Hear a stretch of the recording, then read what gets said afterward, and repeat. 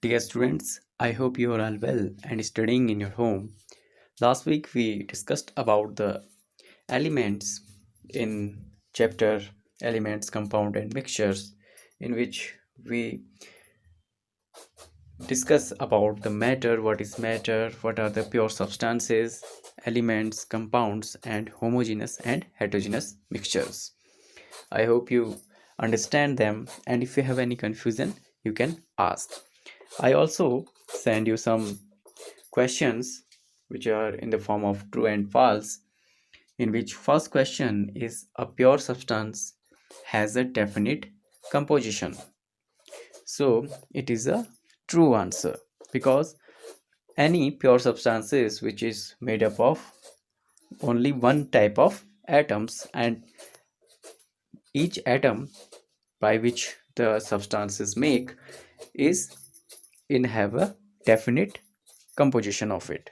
Okay, suppose copper is made up of few atoms, and the composition of copper or copper atoms in the element of copper are in the definite composition.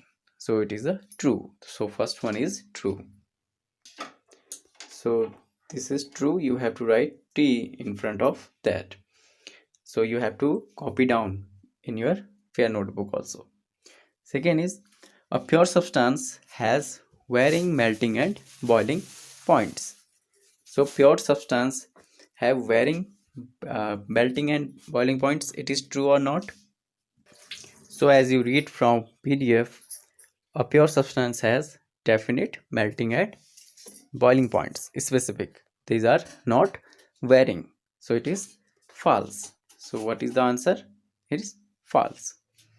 Third one is a pure substance does not have a characteristic color, smell or taste.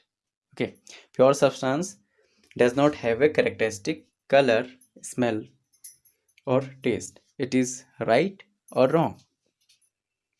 So it is also false, because pure substance have definite or characteristic color, smell or taste. So it is also false. You write F in front of there. Last question is elements can be broken down into simpler substances by chemical means. Elements can be broken down into simpler substance by chemical means. It is false or true? Elements cannot be broken down into simpler substances by any chemical and physical method. So it was also false. So these three are false and this is true. So students, today we will discuss about the symbol of an element. Okay.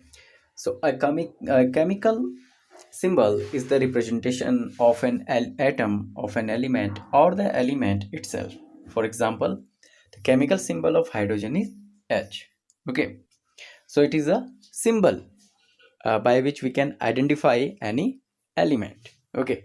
So how many atoms is present in one element we can easily identify by its chemical symbol.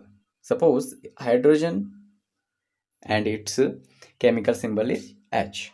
Okay. Lavoisier was the first one to introduce the system of nomenclature of elements. He classified elements as gases, earth metals, metals, and non-metals. After Lavoisier, Dalton gave the atomic theory and proposed a new set of standard symbol for the chemical elements. Dalton's symbol had some benefits. Each symbol represents one atom, and the formula of a compound was made up of symbol of its elements. It showed how many of these atoms were present in a molecule, as I already told you. Okay.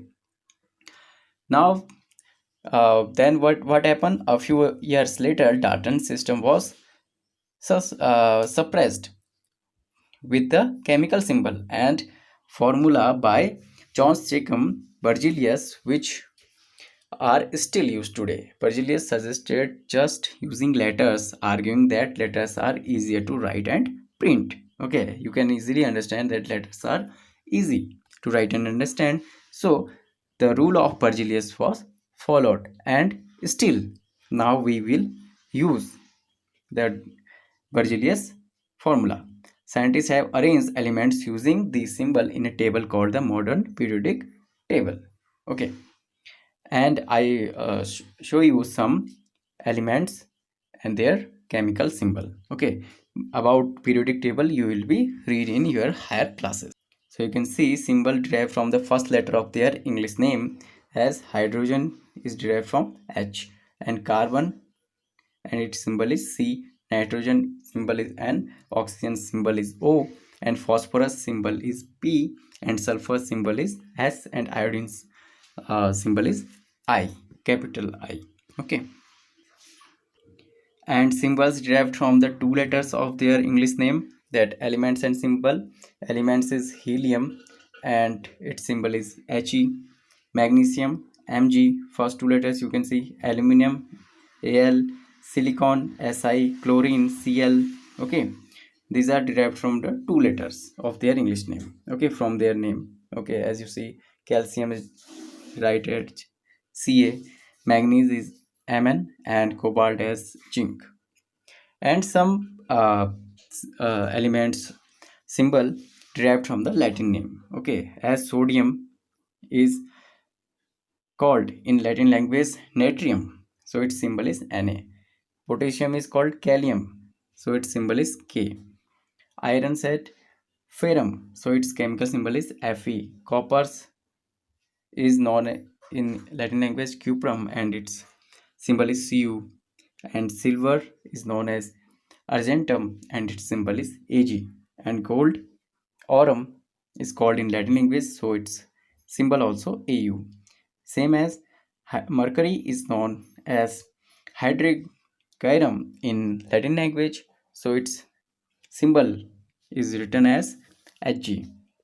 Lead is known as plumbum in Latin language, so it written as Pb. So now you will not confuse about these terms whenever as the symbol of sodium is not read as S or Sa, because it is taken from the Latin language. Okay, others you can see zinc is derived from the two letters from which is made zinc, Zn and Zn. Okay, like this.